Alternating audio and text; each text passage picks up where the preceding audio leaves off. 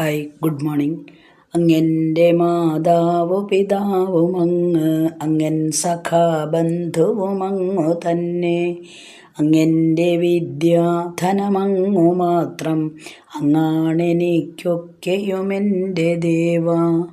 ശ്രീമദ് ഭഗവത്ഗീത 7-ാം അധ്യായം ജ്ഞാനവിജ്ഞാന യോഗം 11-ാമത്തെ ശ്ലോകമാണ് ചൊല്ലുന്നത്.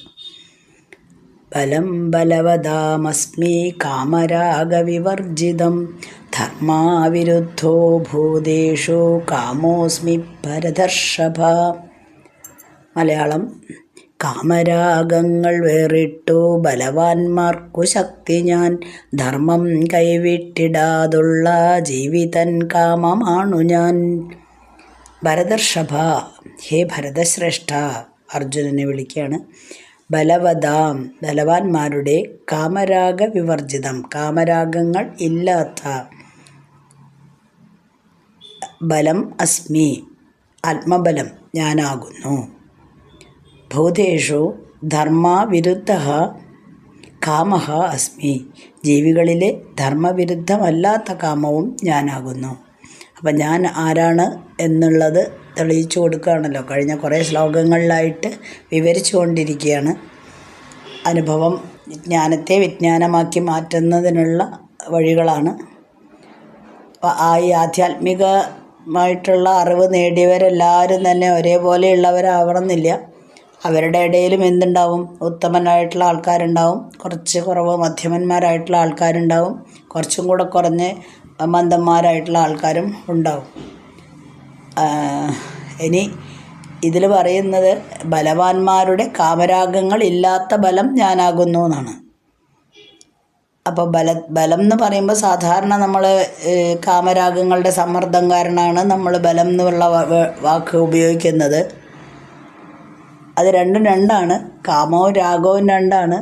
ഒരു കാര്യം നേടിയിട്ടില്ലെങ്കിൽ അതിലേക്കുള്ള ഒരാഗ്രഹം, ഒരു വസ്തു എനിക്ക് നേടണമെന്നുണ്ട്, ആ വസ്തുവിലേക്കുള്ള ആഗ്രഹമാണ് കാമം. നേടിക്കഴിഞ്ഞാലോ ആ വസ്തുവിൽ നമുക്ക് വീണ്ടും വീണ്ടും ആഗ്രഹം വരുന്നു, അതാണ് രാഗം. ഇനിയും കിട്ടണം എന്നുള്ള ആസക്തി വരുന്നു, അതാണ് രാഗം. ഇത് രണ്ടും അടക്കാൻ കുറച്ച് പ്രയാസം തന്നെയാണ്. അപ്പോൾ ഇതിലാണ് നമ്മളുടെ ബലം എന്ന് നമ്മൾ പറയുന്നത്. ഈ കാര്യങ്ങളിലാണ്. അത് ഈ ഒരു വ്യക്തിയുടെ കാര്യത്തിൽ മാത്രമല്ല, ഒരു രാജ്യത്തിൻ്റെ, ഒരു രാഷ്ട്രത്തിൻ്റെ കാര്യത്തിലായാലും ഒരു സമൂഹത്തിൻ്റെ കാര്യത്തിലായാലും ഒക്കെ ഇങ്ങനെ തന്നെയാണ്. അപ്പോൾ ഇത് രണ്ടും വെടിയുമ്പോഴാണ് എന്തുണ്ടാവുന്നത്? ജീവന് ഒരു ആത്മതത്വം കൈവരിക്കാൻ പറ്റുന്നത്. അപ്പോൾ ആ കാമരാഗങ്ങൾ കൂടാതെയുള്ള ബലം ഞാൻ തന്നെയാണ് എന്നാണ് ഭഗവാൻ പറഞ്ഞു കൊടുക്കുന്നത്. പിന്നീട് പറയുന്നത് ധർമ്മത്തിന് വിരുദ്ധമല്ലാത്ത കാമം ഞാനാകുന്നു എന്നാണ്. അപ്പോൾ ധർമ്മം എന്താണ് എന്നുള്ളത് പറഞ്ഞിട്ടുണ്ട്. എന്തിനേയും നിലനിർത്തുന്നതാണ്. ഏതൊരു കാര്യത്തെയും നിലനിർത്തുന്നത് എന്താണോ അതാണ് ധർമ്മം. ഇവിടെ ശരീരം, മനസ്സ്, ബുദ്ധി, ചൈതന്യം, ഈ ഘടകങ്ങളാണ് എല്ലാ വ്യക്തികളിലും ഉള്ളത്. അപ്പോൾ നമ്മൾക്ക് ഈ നിലനിൽപ്പ് വേണമെങ്കിൽ, ജഡമായ ശരീരത്തിൽ ഒരു നിലനിൽപ്പ് വേണമെങ്കിൽ അത്യാവശ്യമായിട്ടുള്ള ഘടകം ഏതാണ്? ചൈതന്യം തന്നെയാണ്. ആ ചൈതന്യത്തെ പരമാത്മാവിനോട് അടുപ്പിക്കുന്ന കർമ്മം, അതായത് ജീവാത്മാവും പരമാത്മാവും ഒന്നിക്കുന്ന നമ്മളുടെ വിചാരങ്ങളും പ്രവൃത്തികളും ഒരുമിപ്പിക്കുന്നതാണ് ധർമ്മം. അല്ലാതെ ഈ സംസാരസാഗരത്തിൽ, അതായത് നമ്മുടെ പ്രപഞ്ചത്തിൽ നമ്മൾ ഭ്രമിക്കുന്ന കർമ്മങ്ങളുണ്ടല്ലോ, അത് അധർമ്മമാണ്. ചുറ്റും കാണുന്ന ഇത് കിട്ടണം എന്ന് ആഗ്രഹിക്കുന്നുണ്ടല്ലോ, അങ്ങനെയുള്ള കർമ്മങ്ങൾ നമ്മൾ ചെയ്യുമ്പോൾ അത് അധർമ്മമാണ്. അപ്പോൾ ധർമ്മത്തിന് വിരുദ്ധമല്ലാത്ത കാമം വേണമെങ്കിൽ നമുക്ക് കർമ്മം ചെയ്യാം, പക്ഷേ അത് ധർമ്മത്തിന് ഉതകുന്നതായിരിക്കണം. എങ്കിൽ മാത്രമേ അതിനെ കർമ്മം എന്ന് വിളിക്കാൻ പറ്റുള്ളൂ. അപ്പോൾ ധർമ്മത്തിന് വിരുദ്ധമാണെങ്കിൽ, അപ്പോൾ ഓരോ ലെവലിലും നമ്മളെപ്പോലെയുള്ള സാധാരണ ലൗകികന്മാരെ എങ്ങനെയൊക്കെ ഉയർത്തിക്കൊണ്ടുവരാം എന്നുള്ളതാണ് ഭഗവാൻ ശ്രമിക്കുന്നത്, അർജുനനിലൂടെ ആണെന്ന് മാത്രം. അപ്പോൾ നമ്മൾ വിഗ്രഹരൂപത്തിലാണ് സാധാരണ ഭഗവാനെ കാണുന്നത്. അപ്പോൾ നമുക്ക് ഈ കാമ, ക്രോധ, രാഗ, മോഹങ്ങളെല്ലാം ഉണ്ടാവുന്നുണ്ട്. ഇതിനെപ്പറ്റി, അങ്ങനെയുള്ള കാമത്തിനെ പറ്റിയല്ല പറയുന്നത്. ബലം എന്ന് പറയുന്നത് ആത്മബലമാണ്. അപ്പോൾ ലൗകികൻ സാധാരണയായിട്ട് പറയുന്നത് കാമരാഗങ്ങൾ എന്ന് പറയുന്നത് എന്താണെന്ന് ഇപ്പം നേരത്തെ പറഞ്ഞു കഴിഞ്ഞു. പക്ഷെ ഒരു ആൾ ആത്മീയമായിട്ടുള്ള ഒരു യാത്ര ഒന്ന് തുടങ്ങാം എന്ന് വിചാരിച്ച്, അല്ലെങ്കിൽ അതിലേക്ക് ചെറിയൊരു ശ്രദ്ധ വന്നു കഴിഞ്ഞാൽ, ആ യാത്ര തുടങ്ങിക്കഴിഞ്ഞാൽ അയാളുടെ ലക്ഷ്യം തന്നെ ആകെ മാറും. നേരത്തെ പറഞ്ഞ ആസക്തിയോ അല്ലെങ്കിൽ ആഗ്രഹം ഒന്ന് നേടി അതിൽ നിന്ന് വീണ്ടും വീണ്ടും കിട്ടണം എന്നുള്ള ആഗ്രഹമല്ല ഉണ്ടാവുക. ഇവിടെ ലക്ഷ്യം വേറെയാണ്. ആ ലക്ഷ്യത്തിലേക്ക് എത്താൻ നമുക്ക് എന്ത് വേണം? ഒരു ഊന്നുവടി വേണം, അതായത് ഒരു ബലം വേണം. ആ ബലം ആരാണ്? സാക്ഷാൽ ഭഗവാനാണ്, ഞാൻ തന്നെയാണ് ആ ബലം. അപ്പോൾ എന്നിലേക്കൊന്ന് ജസ്റ്റ് നിങ്ങളൊന്ന് തിരിഞ്ഞു നോക്കൂ. തിരിഞ്ഞു നോക്കിക്കഴിഞ്ഞാൽ നിങ്ങളെ കൈ പിടിച്ച് എൻ്റെ അടുത്ത് എത്തിക്കുക എന്നുള്ളത് ഞാൻ ചെയ്തോളാം. പക്ഷേ നിങ്ങളൊന്ന് തിരിഞ്ഞു തരണം. ആദ്യം ഇതൊന്ന് ആസ്വദിച്ച് നോക്കൂ. മറ്റേതിനേക്കാൾ നല്ലതാണെന്ന് നിങ്ങൾക്ക് മനസ്സിലാവും. പിന്നെ ഞാനവിടെ നിങ്ങളുടെ സഹായത്തിനുണ്ടാവും. അങ്ങനെ എന്നിലേക്ക് എത്താവുന്നതാണ്. അപ്പോൾ ഒരു കാര്യത്തിലും തൻ്റെ ജീവിതത്തിൽ ഒന്നിനോടും തന്നെ ആസക്തി പാടില്ല. പക്ഷേ ആഗ്രഹങ്ങൾ പറ്റും. ആഗ്രഹങ്ങൾ മാത്രം തൻ്റെ അത്യാവശ്യ നിലനിൽപ്പിന് മാത്രമുള്ള ആഗ്രഹങ്ങൾ. ഓക്കെ, ഇനി 12ാമത്തെ ശ്ലോകം. യേ ചൈവ സ്വാത്വികാ അഭാവ രാജസാ താമസശ്ചയേ മത്ത ഏവേദി താൻ വിദ്ധി നത്വഹം തേഷു തേ മയി. മലയാളം. സാത്വികം രാജസം പിന്നെ താമസം ഭാവമൊക്കെയും എന്നിൽ നിന്നവയില്ലെന്നിൽ ഇല്ല ഞാനവയൊന്നിലും. സാത്വികാഹ യേ ഭാവാഹ, സാത്വികങ്ങളായി എന്തൊക്കെയുണ്ടോ, ച ഏവ അതുപോലെ തന്നെ, രാജസാഹ തമസാഹ ച രാജസഗുണങ്ങളും താമസഗുണങ്ങളും എന്തൊക്കെയാണോ, രാജസ താമസ ച യേ താൻ അവയൊക്കെയും മത്തഹ ഏവ എന്നിൽ നിന്ന് തന്നെ ഉണ്ടായവയാണ്.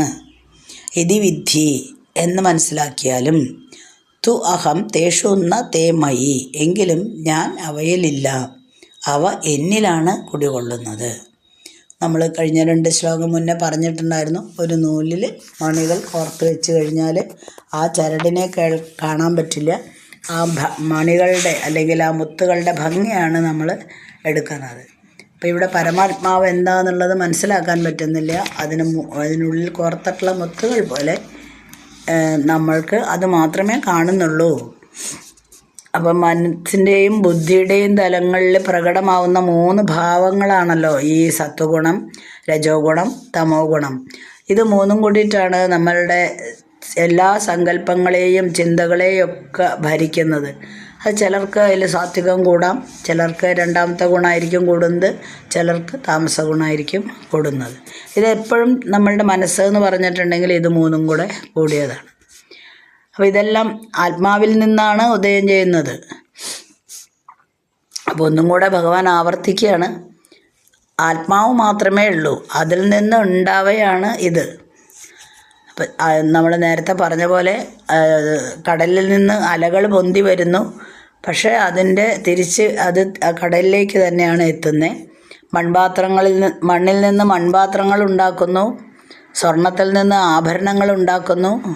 നമ്മൾ അവയാണ് വീക്ഷിക്കുന്നത്, അല്ലെങ്കിൽ അവയുടെ സൗന്ദര്യമാണ് നമ്മൾ നോക്കുന്നത്. പക്ഷേ തിരിച്ച് അത് പൊടിച്ചു കഴിഞ്ഞാലും വീണ്ടും തിരിച്ച് അതേ സാധനങ്ങളായിട്ട് മാറുകയും ചെയ്യുന്നു. അതായത് ഈ ചൈതന്യത്തിൽ നിന്നുമാണ് ജഡവസ്തുക്കൾക്ക് ജീവൻ വയ്ക്കുന്നത്. എന്നിൽ നിന്നാണ് എല്ലാം ഉണ്ടാകുന്നത് എന്നറിഞ്ഞാലും മത്ത ഏവേദി താൻ വിദ്ധി, ഞാൻ അവയിലില്ല, അവ എന്നിലാണ്. ഈ ത്രിഗുണങ്ങളെല്ലാം നിലനിൽക്കുന്നത് എന്നിലാണ്. പക്ഷേ ആ ഗുണങ്ങളിലെല്ലാം ഞാനുണ്ടെന്ന് പറയാൻ പറ്റില്ല. അപ്പം നമ്മൾ നേരത്തെ കടലിൻ്റെ കഥ പറഞ്ഞ പോലെയാണ്. ഈ ഗുണങ്ങളെല്ലാം ഭഗവാൻ അധീനമാണ്. എന്നാൽ ഈ ഗുണങ്ങളുടെ അധീനത്തിൽ ഭഗവാനില്ല. പ്രകൃതിയുടെ ഗുണങ്ങളാണ് ഇതെല്ലാം. ഭഗവാന്റെ അധീനതയിലാണ് ഈ ത്രിഗുണങ്ങളെല്ലാം.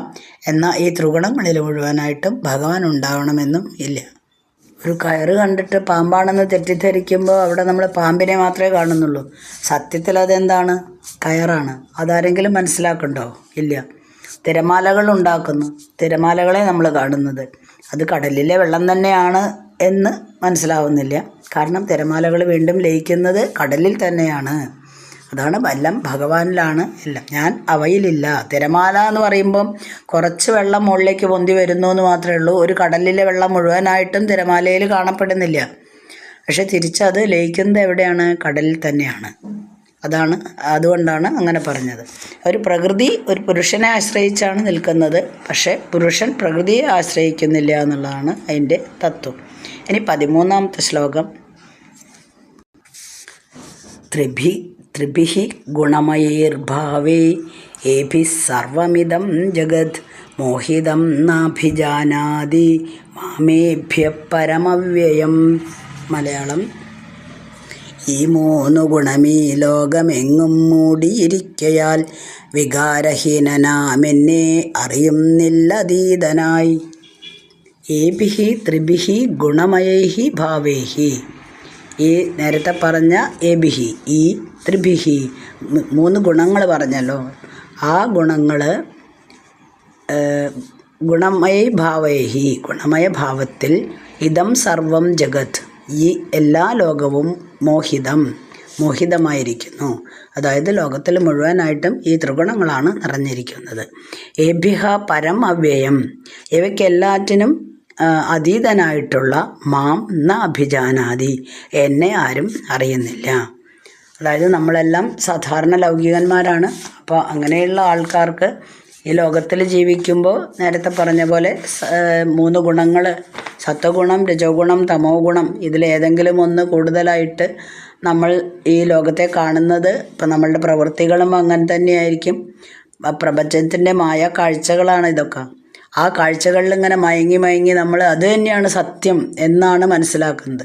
നമ്മുടെ മുന്നിൽ എന്താണോ കാണുന്നത് അത് തന്നെയാണ് സത്യം. അതിനപ്പുറത്തേക്ക് ചിന്തിക്കുകയോ അല്ലെങ്കിൽ അതിനപ്പുറത്തൊന്നുണ്ട് എന്ന് പറഞ്ഞാൽ വിശ്വസിക്കാനോ സാധാരണക്കാരായ നമുക്ക് കുറച്ച് ബുദ്ധിമുട്ട് തന്നെയാണ്. പക്ഷേ ഒരു യോഗിക്ക് അങ്ങനെയല്ല. ഇതിൽ നിന്നെല്ലാം അപ്പുറമായിട്ട് എന്തോ ഉണ്ട് എന്ന രീതിയിൽ അവർ ചിന്തിച്ച് തുടങ്ങുന്നതാണല്ലോ ആത്മീയത. അപ്പം അങ്ങനെ ചിന്തിക്കാൻ തുടങ്ങിക്കഴിഞ്ഞാൽ നമ്മൾ നേരത്തെ പറഞ്ഞ പോലെ, മുന്നത്തെ ശ്ലോകങ്ങളിലൊക്കെ പറഞ്ഞ പോലെ അവർക്കൊരു സന്തോഷം കിട്ടും. അപ്പോൾ ആ സന്തോഷം കിട്ടിക്കഴിഞ്ഞാൽ അവർക്കത് മനസ്സിലാവും. പക്ഷെ നമ്മളെ മാതിരത്തെ ആൾക്കാർക്ക് അത് മനസ്സിലാവില്ല. നേരത്തെ പറഞ്ഞ കയറിൻ്റെ ഉദാഹരണം തന്നെ എടുക്കാം. കയറ് പാമ്പാണെന്ന് വിശ്വസിച്ച് കഴിഞ്ഞാൽ പിന്നെ കയറില്ലല്ലോ. അതേപോലെ തന്നെയാണ് നമ്മൾ ഒരു സിനിമയ്ക്ക് പോവുകയാണെങ്കിൽ, അല്ലെങ്കിൽ എന്തെങ്കിലും ഒരു നാടകത്തിന് പോവുകയാണ്. ഒരു നാടകം കാണാൻ പോയി. നാടകത്തിലെ കഥാപാത്രങ്ങളൊക്കെ വളരെ നന്നായിട്ട് അഭിനയിക്കുന്നുണ്ട്.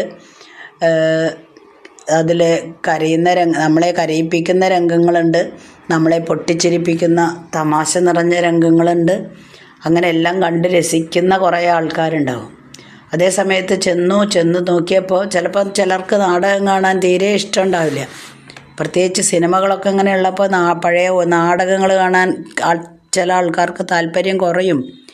അപ്പോൾ ചെന്നിരുന്നു, മറ്റൊരാൾക്ക് വേണ്ടിയിട്ട് ചെന്നിരുന്നതാണ്. അയാൾ ടിക്കറ്റ് എടുത്തിട്ടുണ്ട്, അതുകൊണ്ട് ഞാനും പോയതാണ് എന്നുള്ള നിലയ്ക്ക് ചെന്നിരിക്കുന്ന അയാൾ എന്ത് ചെയ്യുന്നു? ഈ നാടകത്തിൽ യാതൊന്നും ശ്രദ്ധിക്കുന്നില്ല. അതിന് പകരം അവിടെ ആ സ്റ്റേജിലുള്ള സെറ്റിങ്സ്, ചുറ്റും വന്നിരിക്കുന്ന ആൾക്കാർ, തന്നറിയുന്ന ആൾക്കാരാരെങ്കിലും ഉണ്ടോ, ഇങ്ങനെയുള്ള കാര്യങ്ങളിൽ ശ്രദ്ധ. എന്താ വെച്ചാൽ നാടകത്തിൽ താല്പര്യം ഇല്ല. അപ്പോൾ ഇതിലൊക്കെ എന്താ ഇരിക്കുന്നതെന്നുള്ള മാതിരിയാണ് അയാൾ ആ നാടകം കാണാനായിട്ട് ഇരിക്കുന്നത്. അപ്പോൾ പിന്നിൽ നിന്ന്, അതിപ്പോൾ സിനിമയാണെങ്കിലും ചുമരിൻ്റെ പിന്നിൽ നിന്നൊരു സ്ക്രീനിലേക്ക് വെളിച്ചം വരുന്നതോ ആ വൈറ്റ് സ്ക്രീനോ ഇതൊന്നും രസിക്കുന്ന ആൾ കാണുന്നില്ല. പക്ഷേ അതിൽ താല്പര്യമില്ലാത്ത ആൾ ഇതെല്ലാം കാണുന്നുമുണ്ട്. അപ്പോൾ ഈ പ്രപഞ്ചത്തിൽ എപ്പോഴും മായക്കാഴ്ചയാണ്. ആ മായക്കാഴ്ച പുറപ്പെടുവിക്കുന്ന ഒരു ചൈതന്യം അതിൻ്റെ പിന്നിലുണ്ട്. അതാരും മനസ്സിലാക്കുന്നില്ല. ഈ മായക്കാഴ്ചയിൽ ഇങ്ങനെ മങ്ങി, അല്ലെങ്കിൽ മയങ്ങി നമ്മൾ ഇരിക്കുകയാണ്. അതുകൊണ്ടാണ് സത്യമായിട്ടുള്ള എന്നെ, അതായത് പരമാത്മാവായിട്ടുള്ള എന്നെ നിങ്ങൾക്ക് മനസ്സിലാവാത്തത്. അതറിയാതെ ഈ പ്രപഞ്ച വസ്തുക്കളിലെല്ലാം ഭ്രമിച്ച് ഇതാണ് സത്യമെന്ന് നിങ്ങൾ വിശ്വസിക്കുന്നു. അങ്ങനെ നാനാവിധ ദുഃഖങ്ങൾക്കും സുഖം കുറച്ച് കിട്ടുന്നുണ്ടെങ്കിൽ പോലും ദുഃഖങ്ങൾ തന്നെയാണ് മനുഷ്യന് കൂടുതൽ. ആ ഓരോ ദുഃഖത്തെയും എൻ്റെ ദുഃഖമായിട്ട് ഏറ്റെടുത്ത് കഴിയുകയാണ്. അപ്പോൾ ഇതിനു മുന്നേ പറഞ്ഞ പോലെ ആരാണ് ദുഃഖം വരുത്തുന്നത്? നമ്മളാണ് വരുത്തുന്നത്. ആരാണ് അപ്പോൾ ആ ദുഃഖം ദൂരീകരിക്കേണ്ടത്?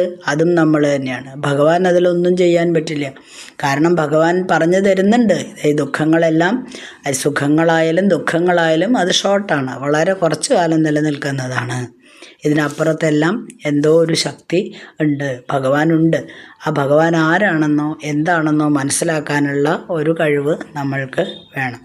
അപ്പം അങ്ങനെ ഒരു മായാമറയിലാണ് നമ്മൾ ജീവിക്കുന്നെങ്കിൽ ആ മായാമറ എങ്ങനെ നീക്കാം?